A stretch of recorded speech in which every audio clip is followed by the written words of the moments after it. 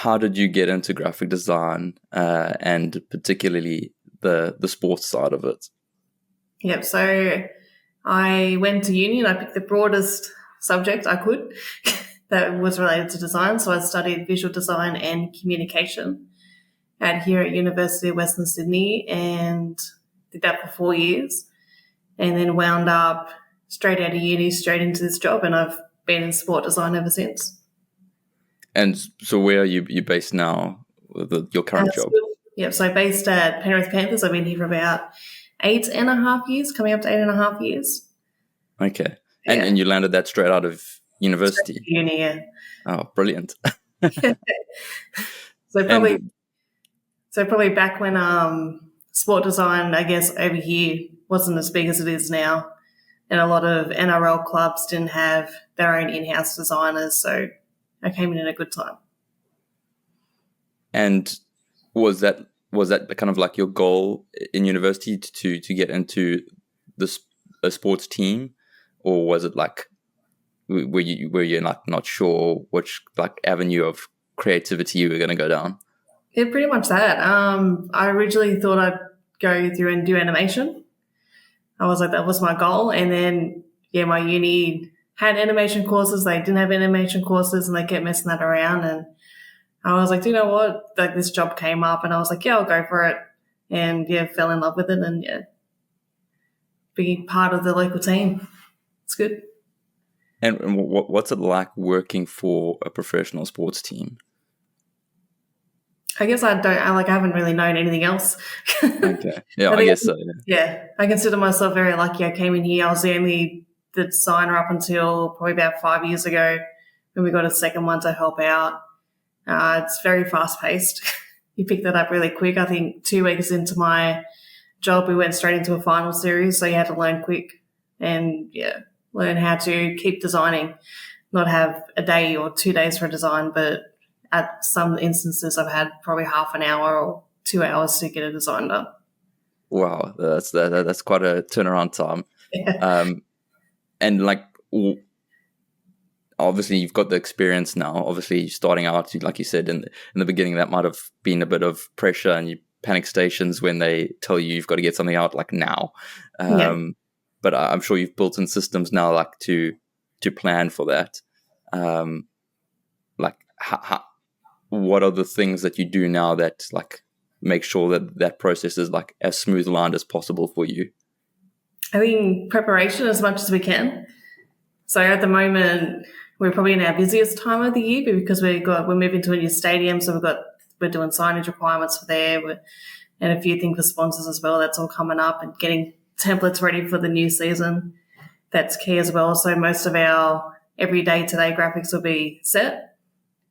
And that will give us time to, like, if we want to do a game day graphic, spend more time on that. And it's a preparation.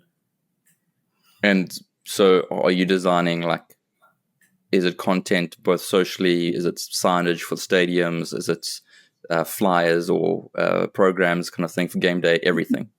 So my role consists from anything from, like, me doing a social post 1 minute, a jersey next minute, signage in the stadium another day, So I guess that keeps it a nice variety in your everyday instead of just like you only focus on social media. You've kind of got a variety.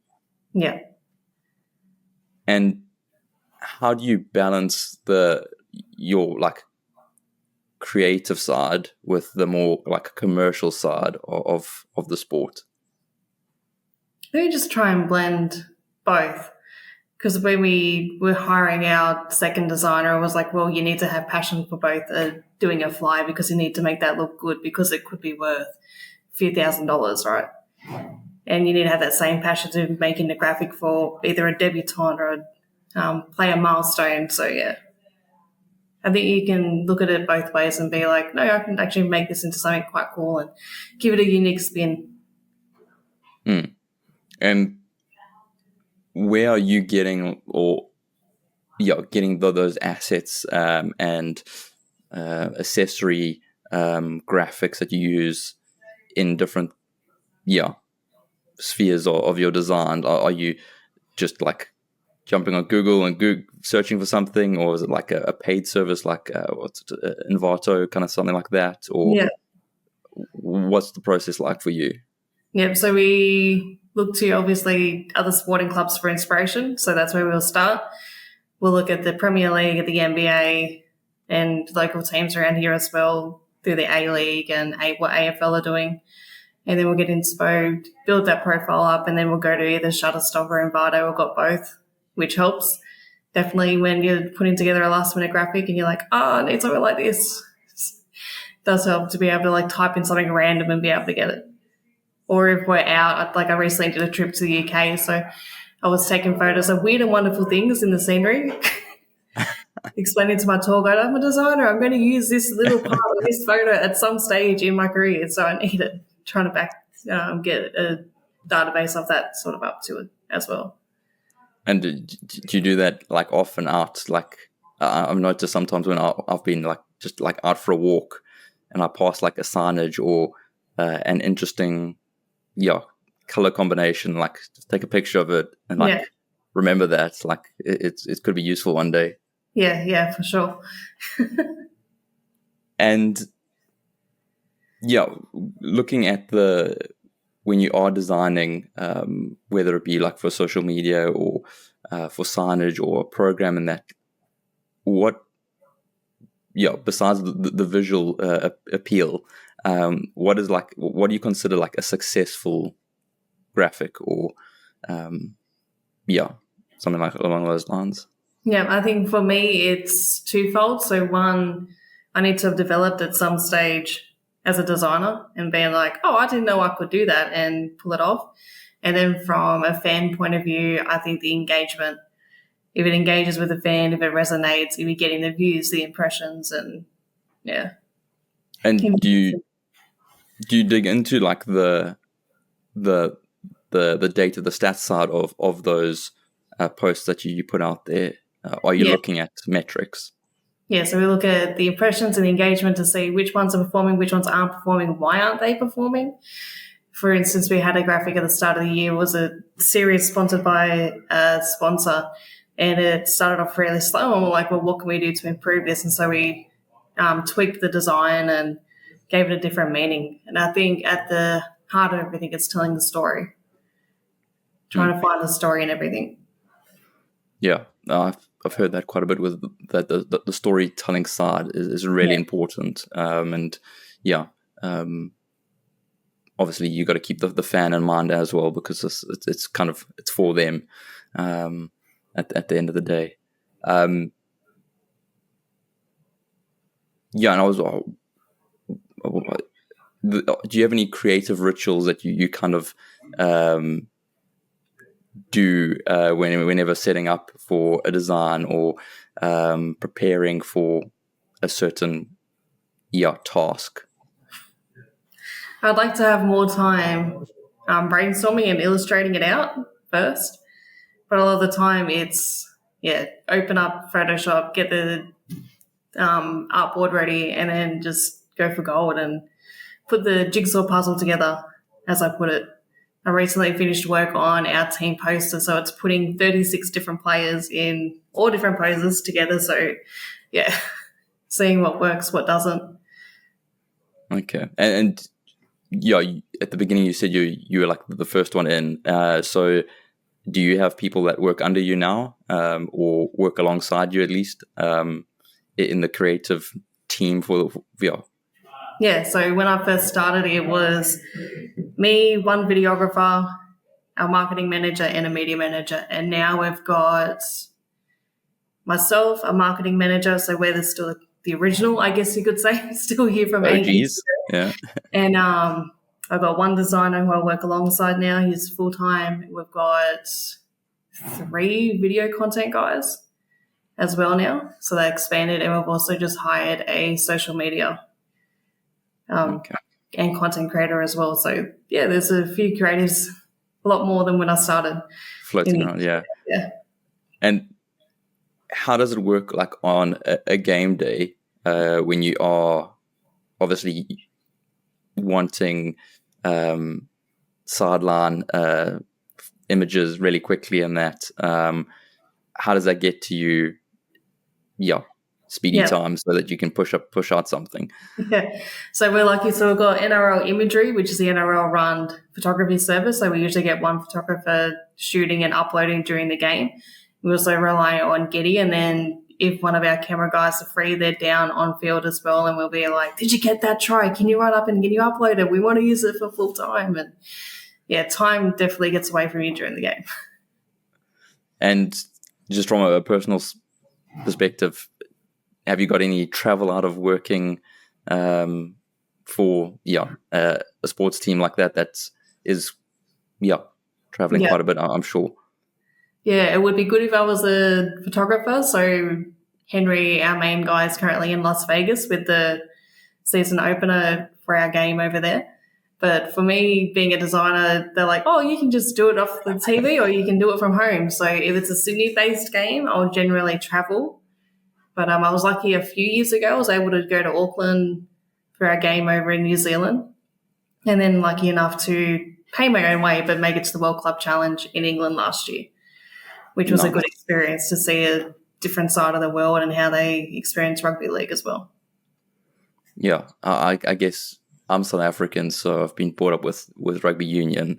When I moved to the UK, rugby league was very foreign to me. But yeah, I do get the appeal for both sides. Do you look to, like, where do you look to find inspiration for, like, where the market is, or where the sports graphic levels at? I think definitely the Premier League teams, they set a high standard, and obviously with the teams they've got, they're a lot bigger than what we are, and they can pump out a lot more content, and they're usually more in tune to what's going on in the sport design as well, so we follow them. NBA teams and NBL over here as well, so we'll look to see what they're doing.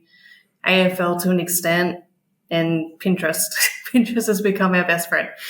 We go and typing in sport design. But it's good because you're able to pick up different designers that you like and you can start following them. So, for instance, I follow a designer called Calso Scoped, and he has a Patreon account, and he does tutorials, and you can download his working files so you can see how other designers are setting up files. And you're like, oh, maybe I should try that. It might make my workflow a bit better.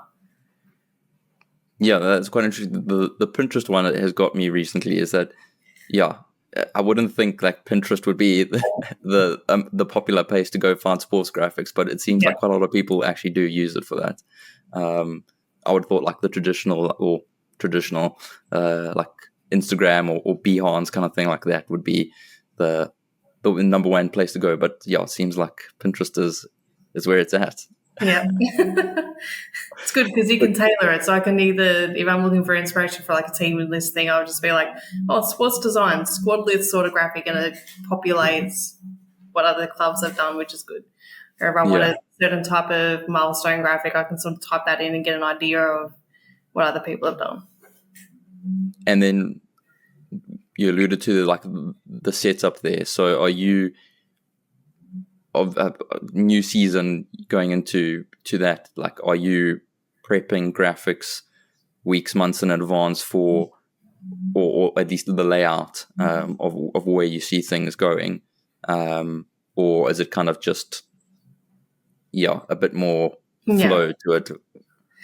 Yeah, so I'll try and keep a balance of template based and stuff that we can have creative control over.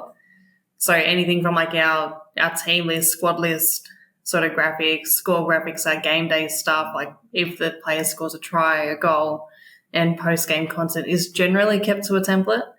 And then we try and keep the match previews and our game day posts as something a bit more creative that we do during the week, so we can get the feel for the team, we can get the feel for the story of the game that week and sort of have a play on that. Or if a player is returning from injury, using that as the story to tell for that game day as well.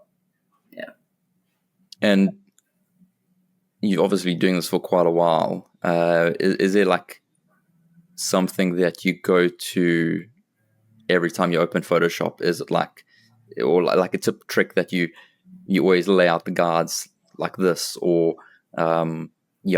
use a certain brush and that, or is anything like that that's like a constant when you're designing? I think not deep etching first. When I started out, I'd get the layout and I'd deep etch the players and I'd take it for review and then be like, oh, swap that player out, swap that one out. So now it's always a quick select, throw him in. If he's like this, we'll deep etch it properly. And we've recently gone through and like installed hairbrushes for our players as well when they're doing their hairs. So our jersey is black.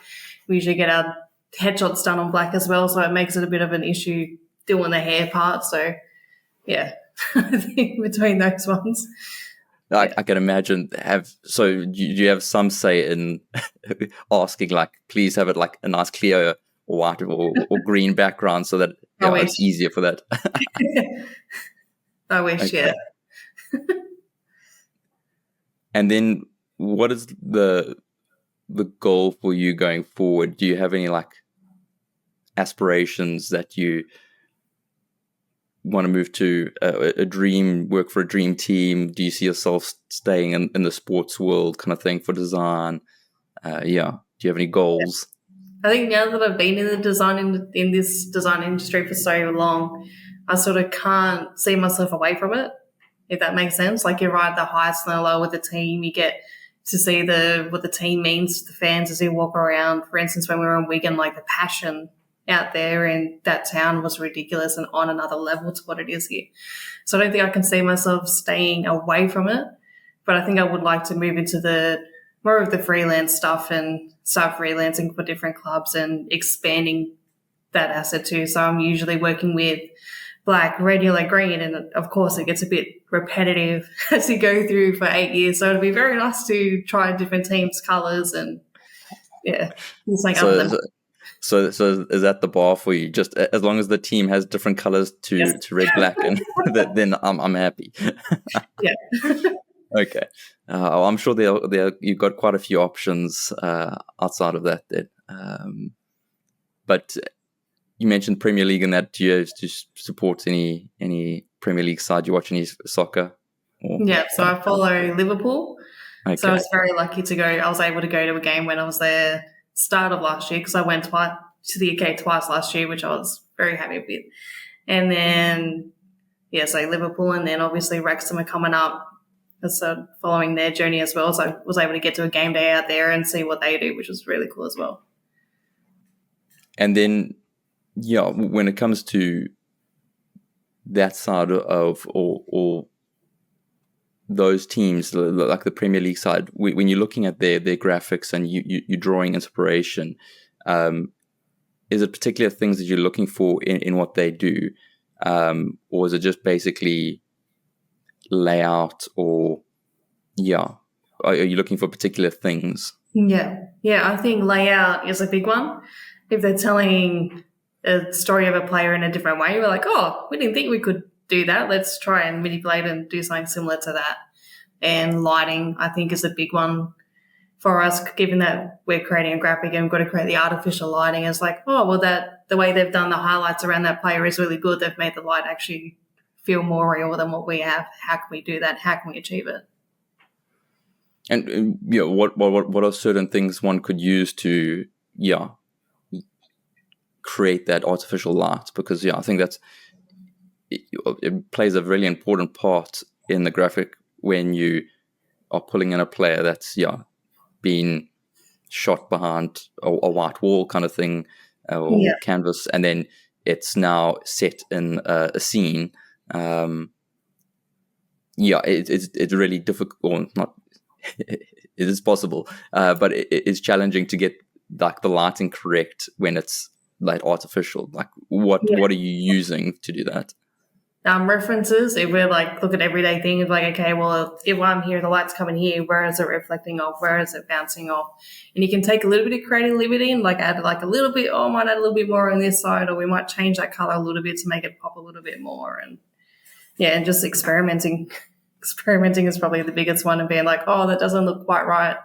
Like for instances, we've tried to do the lighting sort of thing and the player's ear looks wide, and it's like, well, we can't have that because the player's going to come to us and be like, why did you make me look like that?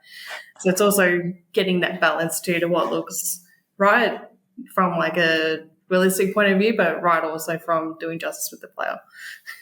Has any player come up to you and said, what have you done to me? No, but I did pick. So they have player cards in the sheds, and I did have one player come around and be like, "Why did you take that picture of me?" And it's like, well, that's how you posed on the headshot day. It wasn't my fault. And so I had to redo that for him that he liked. You haven't got anyone asking you, like, just remove those creases and, like, just make this look a bit better?